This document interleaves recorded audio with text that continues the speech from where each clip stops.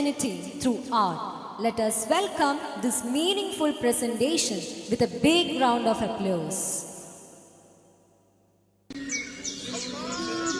അബ്ബാ, എന്താ അവിടെ സംഭവിക്കണേ? യാസീനെ, ഇങ്ങ് വാടാ, ഉമ്മി പറഞ്ഞു തരാം. അബ്ബ പോയിക്കോട്ടെ. അതൊരു വലിയ കഥയാണ്. അധിനിവേശ പോരാട്ടം.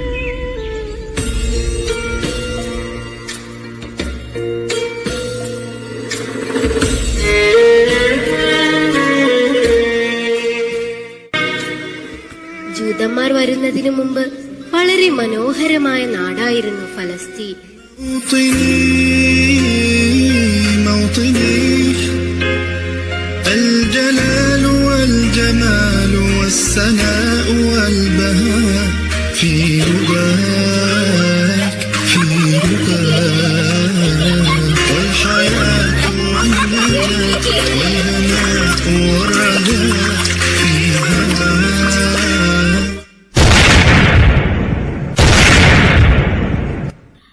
പതിയെ പതിയെ ജൂത കുടിയേറ്റക്കാർ ഫലസ്തീനിലേക്ക് എത്തിത്തുടങ്ങി.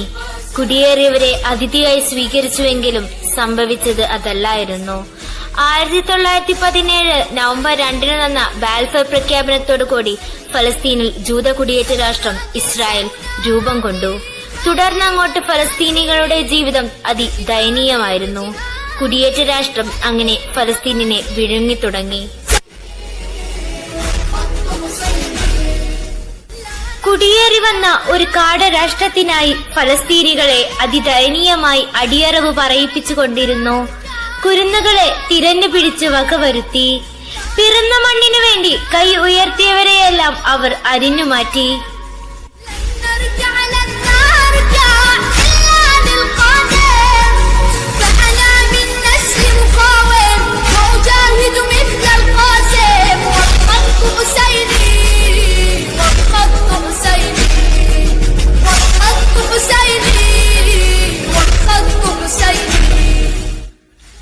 എടോ, ഇത് നമ്മുടെ ഖുദ്സിന്റെ മണ്ണല്ലേ, ഇതിനെ നമുക്കിങ്ങനെ വിട്ടുകൊടുക്കാൻ പറ്റുമോ? നമുക്ക് നമ്മുടെ സ്വാതന്ത്ര്യം നേടിയെടുക്കണം. നിങ്ങൾക്ക് ഷെയ്ഖ് അഹമ്മദ് യാസീനിനെ അറിയുമോ? ഇനിയൊരു വിമോചന പോരാട്ടം സ്വപ്നം കാണാൻ കഴിയാത്ത തരത്തിൽ ഫലസ്തീൻ മണ്ണിനെ വിമോചിപ്പിക്കണം എന്ന പുതിയ പോരാട്ട പാഠങ്ങൾ നൽകിയ മഹാൻ. 1987 അദ്ദേഹത്തിന്റെ വിമോചന പോരാട്ടത്തിന്റെ സാക്ഷാത്കാരം ഹമാസ് എന്ന പ്രസ്ഥാനം രൂപം നൽകി. തുടർന്ന് ഫലസ്തീനിന് മറ്റൊരു ചരിത്രം ആരംഭിക്കുകയാണ്. ഇരവിലുയരും തെളിദീപം, പകലിലുണരും നിറഗീതം, കതിരു വിരിയും പുതുനാവിൽ ഉയരു പെരുകിടും.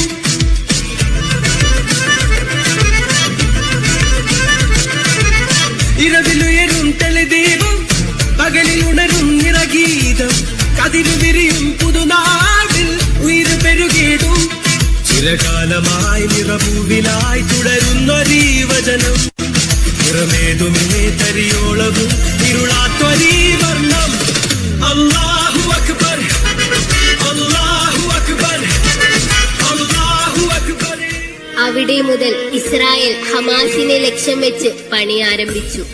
വീൽചെയറിലിരുന്ന് തലമാത്രം അനക്കിക്കൊണ്ട് ഇസ്രായേൽ എന്ന് പറയുന്ന രാജ്യത്തെ വിറപ്പിച്ച ആ പോരാളിയെ ഒടുവിൽ അവർ കൊന്നു തീർത്തു.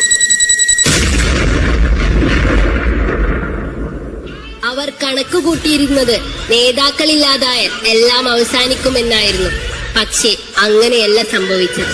ഇവിടത്തെ ഉമ്മമാർ ജനിക്കുന്ന ഓരോ കുട്ടിക്കും അഹമ്മദ് യാസീൻ എന്ന് പേരിടുമ്പോൾ കേവലം അതൊരു വിളിപ്പേരായിട്ടല്ലായിരുന്നു, മറിച്ച് വിമോചന സ്വപ്നം സാക്ഷാത്കരിക്കാൻ വേണ്ടി മുമ്പേ നടന്ന ഷെയ്ഖ് അഹമ്മദ് യാസീനിന്റെ പിൻഗാമികളായിട്ടായിരുന്നു.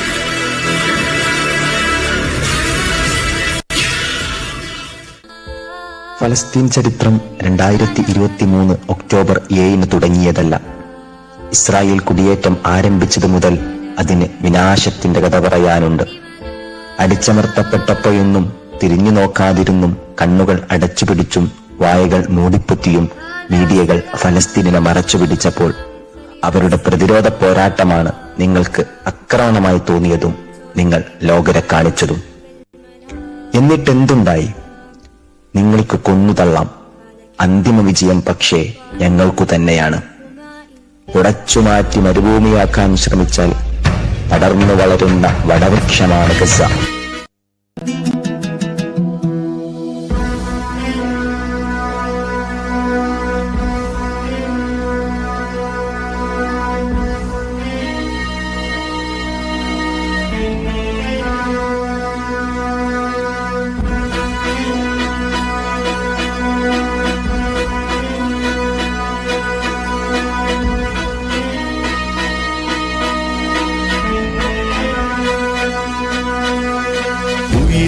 നമ്മൾ രചിക്കുമേ ഗാഥ,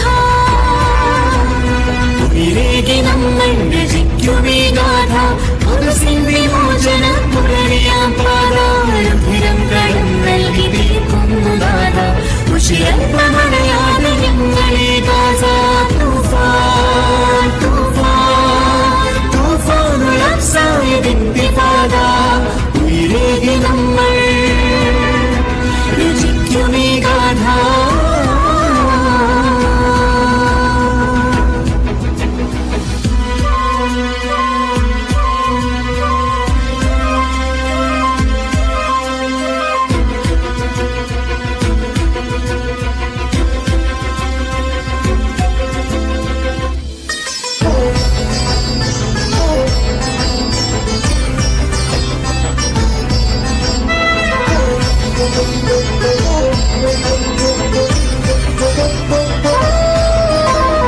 ഉറയുന്നു ബോംബിൻ മുഴക്കങ്ങൾ ഞങ്ങളോടുയരേണ്ടതുണ്ട്. പടപ്പുറപ്പാട് ഇതാണ് വെളിപാട്, ഇതാണ് വെളിപാട്.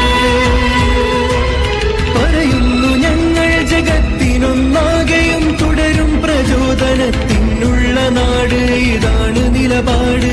പാടട്ടെ വൈരിക്കുമേ വിജയഗാഥ, പാടട്ടെ എന്നുമേ സത്യപതാക. പാടട്ടെ വൈരിക്കുമേ വിജയഗാഥ, പാടട്ടെ എന്നുമേ സത്യപതാക. തൂഫാൻ തൂഫാൻ തൂഫാനുൽ അഖ്സായതിന്റെ പാത. ഉയരേകി നമ്മൾ രചിക്കുമീ ഗാഥ, ഉയരേകി നമ്മൾ രചിക്കുമീ ഗാഥ, കുദസിന്റെ മോചന പുലരിയാം പാത.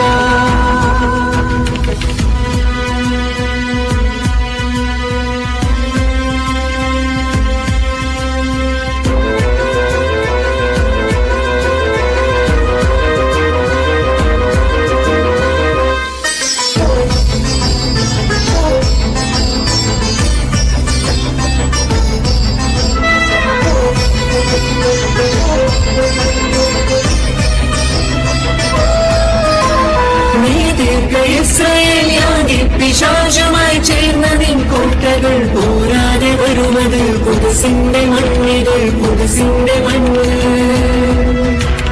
വെയിലേറ്റുപാടില്ല ഈ കൊടും വേനലിൽ തീയിൽ കുരുത്തൊരു നാടിന്റെ പേരിത് ഫലസ്തീന്റെ മണ്ണ്. ഉമറുമയൂമിക്കും ഞങ്ങളുടെ വാക്ക്, തോക്കിന്റെ ഊക്കിനാൽ തീരിൽ ഉറപ്പ്. ഉമറുമയൂമിക്കും ഞങ്ങളുടെ വാക്ക്, തോക്കിന്റെ ഊക്കിനാൽ തീരിൽ ഉറപ്പ്.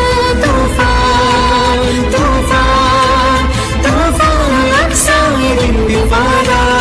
ഉയരേകി നമ്മൾ രചിക്കുമീ ഗാഥ, ഉയരേകി നമ്മൾ രചിക്കുമീ ഗാഥ, കുദസിന്റെ മോചന പുലരിയാം പാത. രുധിരം കടം നൽകി തീർക്കുന്നു നാഥ.